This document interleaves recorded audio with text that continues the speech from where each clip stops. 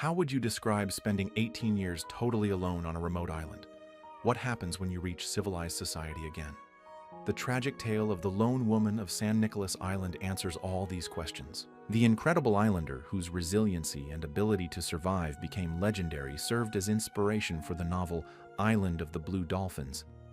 In this article, we will go into her remarkable story and the historical background that surrounded it, focusing on her remarkable tenacity and survival abilities.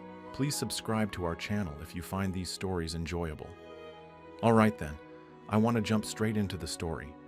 Pay close attention at all times. This information might end up saving your life. Juana Maria's miraculous story of survival will make more sense if we take the time to learn about the events leading up to her voyage. Living on San Nicolas Island, some 61 miles, Sierra 98 kilometers off the coast of California, Juana Maria belonged to the Nicoleño tribe. Her true indigenous given name remained a mystery. Hunting otters was a popular pastime for Russians in the early 19th century. The tribe's number was reduced to approximately 200 to 300 persons due to the introduction of new diseases and violent fights with the Nicoleño people that occurred upon their arrival. Franciscan missionaries arrived in 1835 with the purpose of relocating the surviving Nicoleño population to the mainland. They boarded Peor es Nada, a Mexican schooner. However, amidst all the chaos, Juana Maria managed to escape notice. Various individuals provide varying explanations for her non-compliance. There are conflicting accounts about whether she stayed behind to locate her son or whether she leaped overboard in her quest to find a missing relative. However, people perceive these views as less probable because they emerged later. The crew hurriedly departed the island as a storm loomed, leaving Juana Maria completely alone. Her son, who tragically passed away in a boating accident not long after she moved in with him, according to some accounts. The incredible story of human perseverance begins with Juana Maria's fight for survival on San Nicolas Island, where she was left alone. On the isolated island, life was brutal and merciless. Juana Maria had the immediate problem of locating a secure place to reside. Using the island's resources, she built clever shelters. She found much-needed shelter from the elements in huts she constructed from scavenged items such as whale bones and driftwood. She made clothes that could endure the island's climate by sewing together seal skins and bird feathers with sinew.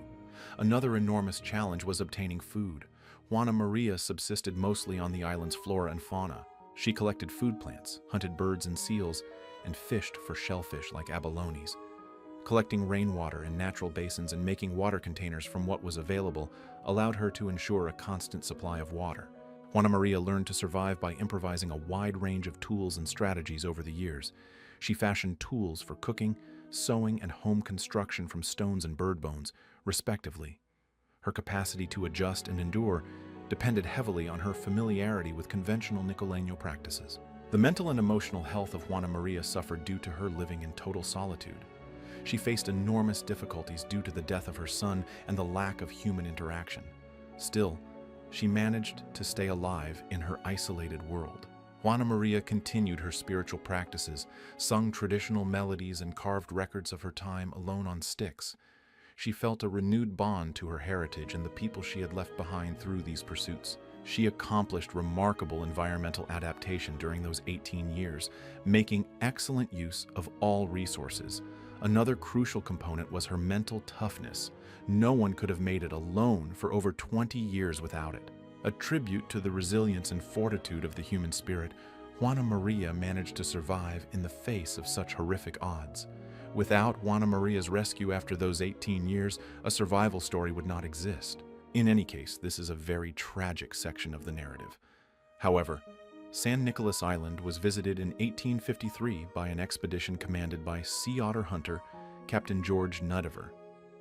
After hearing whispers about a solitary woman living on the island, Nidever decided to investigate the claims. When Nidever and his team reached the island, they immediately began searching for any indications of human settlement. The crew discovered Juana Maria, who had been lurking in the high bush, calmly watching them on their last night. As a sign of goodwill and peace, she gingerly approached them while holding out roasted wild onions.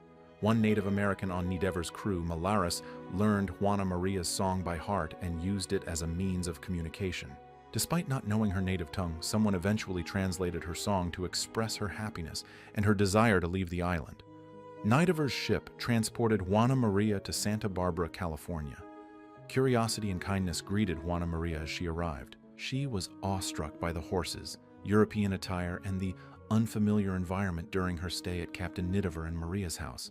Despite the language barrier, she gracefully adapted to her new surroundings and appeared to enjoy the company of guests. When Juana Maria passed away just 7 weeks after her purported rescue, the pleasant turn of events took a devastating turn. There was a toll from the abrupt shift in diet and surroundings. The introduction of new fresh meals, such as fruits and vegetables, was difficult for Juana Maria's body to adapt to. She got sick, likely with dysentery, and passed away shortly after. Despite her passing, people around the world continued to report her story. With the release of Scott Odell's renowned book, Island of the Blue Dolphins in 1960, her story continued. As a result of reading the book, numerous historians and archaeologists dug further into her life and found additional details. Juana Maria teaches us all about the strength of the human will and the need for maintaining strong ties to our land and culture. Juana Maria's story is a living testimony to the power of perseverance, creativity, and adaptation. We hope you have enjoyed reading about Juana Maria, the lone survivor of San Nicolas Island, today. We would appreciate it if you could share which aspect of this real story captured your interest by posting a comment. In the meantime, maintain your curiosity and your strength.